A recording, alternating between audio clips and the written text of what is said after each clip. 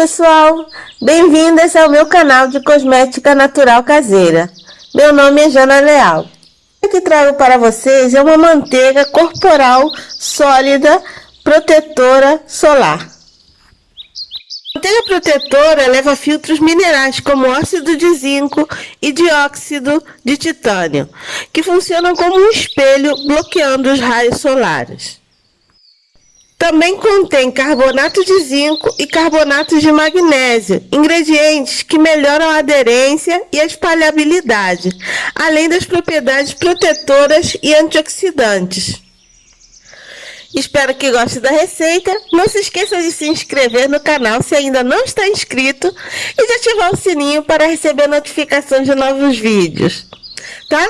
Assista o vídeo até o final para ver o passo a passo da receita. Obrigada e vamos lá!